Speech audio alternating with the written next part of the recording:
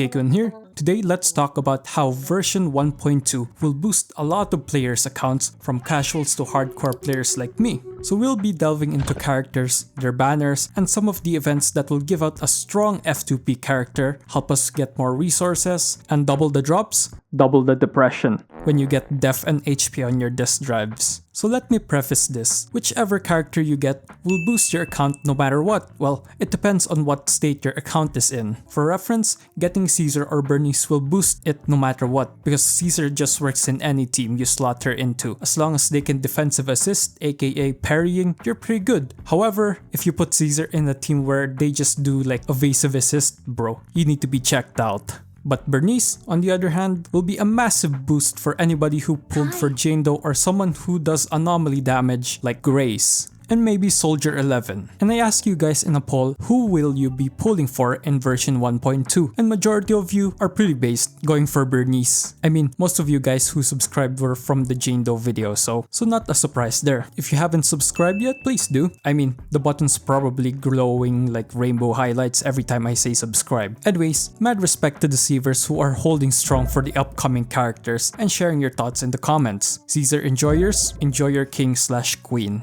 But let's talk about Burnice since she's the main star according to your guys' interest in the poll. And we'll be talking about Caesar briefly after her. Now, let's talk about Burnice. So Burnice is going to be our second off-field damage dealer in ZZZ. The first one is Lucy, obviously, with her pigs. She will probably, theoretically, be the best for disorder comms moving forward, because disorder comms right now are a bit wonky and inconsistent. Cassette, if you build him as like an electric anomaly with his disk drives, occasionally applies enough electric anomaly and overriding Jane's assault to get around like 100k-ish damage, and Grace having the problem of competing with Jane for the field time unless you make her a quick swap like set, proccing evasive assist, basic attacking 3 times, and EX killing, which doesn't feel fluid in this context of swapping around characters. Fluidity for me in a team comp context is you having not to think about it too much, you just play it. You don't have to do some trigonometry shit when swapping around Jane and your third slots and some other characters. It should just feel seamless. With Iceburn, I think it's going to cut that thinking factor and make it fluid with her core passive, accumulating heat distinctly under her HP, and when you reach a certain threshold in that bar over there, you will enter a state called Nitro Fuel Cocktail state. In this state, which I will be calling Cocktail state moving forward, you will be able to apply Scorch with any of her attacks. Well, I don't know, probably? They didn't specify what type of attack, so I'm going to assume you just have to be in the cocktail state to apply Scorch, which is basically the burn dot or the debuff that procs as you attack the enemy, which is called Afterburn. Now we don't have the actual numbers of how much anomaly buildup it applies to the enemy, so we'll have to wait for 1.2 because I'm going to assume we can test Caesar and Burnice when we get to chapter 4 of the story, or maybe we can play Burnice when we get her story mission. So how do we accumulate heat onto Burnice? So we can get this information using this video that they posted, which is not leaks because they literally showed the gameplay of it. So as you can see, she does her EX skill of spraying fire onto the enemies. While that happens, we can see the conversion of expending her energy and turning it into heat. I don't know if it's like a 1-to-1 conversion, but it seems to be the case. And we can also see her heat bar when she's not on field, and it depletes as Caesar attacks in the new game mode Blitz Withering Garden. So I'm going to assume her gameplay will be something like go on field, accumulate as much as heat as you can to get her into the cocktail state. After that, apply Scorch onto the enemies, swap off, and then let your anomaly DPS, maybe Jane, Piper, or Grace,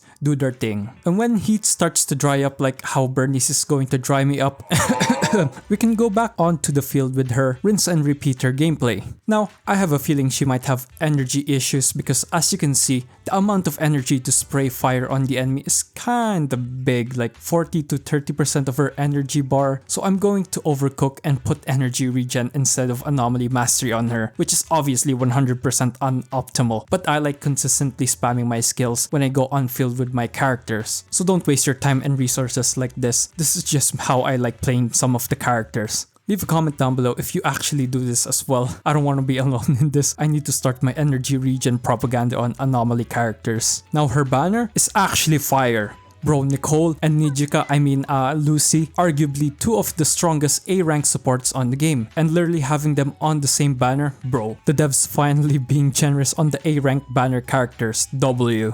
Bro, I need M4 Nicole. I'm just one away from getting that area increase on her orb, which is M4, so I can get that death shred onto the enemies even longer, because for some reason I keep pushing them off the orb most of the time. So this is a nice QOL for me. And Lucy is one of the easiest to proc her cheer on buff, giving the whole party an attack increase while doing off-field damage with her piggies, while her mindscape just extends the duration of the buff and makes it stronger at the same time. If you have some spare polys after Caesar, maybe you can build Pity, but realistically don't build Pity, it's bad. I've done it with Jane's banner, it ain't worth it, man. Bro, don't be a dummy head like me. So subscribe if you don't want to be a dummy head, and use me as an example of what not to do. But anyways, let's move on to Caesar, which is basically if Zhongli and Bennett had a daughter who had the same voice as JP Eula, that would be Caesar. So Caesar is going to be the casual's best friend. She has a satisfying block parry mechanic on her EX and normal skill that provides you with a strong shield that scales up with her impact that will provide you with an interrupt resistance and a 1k attack bonus, which is freaking insane. In addition to that, if you have a character that can defensive assist or someone in the same faction blocking with her, she will make the enemies take more damage. Furthermore, if you equip her with the new disc drives, you will get a 15% damage increase. And lastly, she can crowd control, bro, the enemies by doing her hold basic attack, consuming 1 assist point. And at this point, she does pretty much everything that the support can do. Girl's just the Zhongli but better in ZZZ. She will enable you to face tank a lot of attacks from the enemies, which is kind of a brain dead and easy style if you just want to have the most comfiest gameplay experience in ZZZ. Obviously, nothing wrong with that. Personally, that's not for me, chief. ZZZ is already an easy game. Unless I play it on mobile, then sure, yeah, Caesar will be a major help in that department. Plus, we are already seeing a small trend here where defender characters will be a hybrid stunners and supports. Set does that for the anomaly, and now Caesar is doing that for any playstyle that can defensive assist. So I can't wait to see the absurd combinations that defenders will be in the future. Personally, I want a defense character catering to anomalies instead of Set giving like anomaly proficiency to one character. I want that to be a whole wide team buff. Plus, make their anomaly master increase by, I don't know, like 20 or 50% more. This isn't leaks or dreams, by the way. This is just my best theoretical support for anomaly teams. Leave a comment down below what your dream support is for your current teams right now.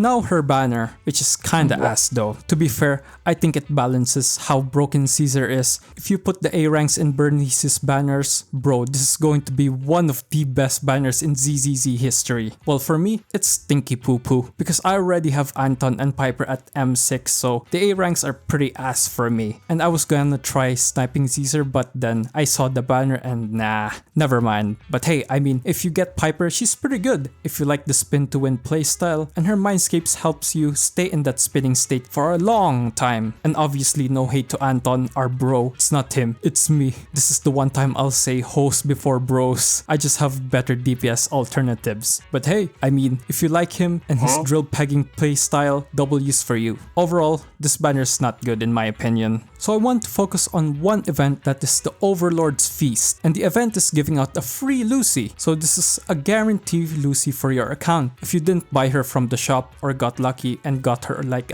as an off-rate character, this will be a chance to get her. She's not broken, but she is a solid option because her pigs does like solid damage, which can build up in prolonged fights, and her cheer on buff is just that good, providing a team-wide attack buff. If you get her M2, her cheer on buff procs when you chain attack with her, and her chain attack is not that long like Sokaku, so it's always a no-brainer to do it when you have M2. Her M4 gives you crit damage, and her M6 is my favorite M6 in the game, literally humming pig missiles onto the enemies if you hold skill with someone like Piper or Corrin. Yeah, W for everyone who's playing in this patch. So double event drops, finally an actual double event, not that copium coffee drink that limits you on what materials to farm. If you want some resources, this event will help you, as will the double disc drive event. Again, what I said in the beginning, double the disc drive drops, double the depression. Yeah, that's all I want to cover. Like for the algorithm and subscribe so I can stay in the basement, and I can't wait for 1.2 to come out. Leave a comment down below. What are you excited about 1.2? Characters, events, the new story, bosses? Drop it there. I would love to hear your thoughts and opinions. But yeah, that's pretty much it for me. Bye!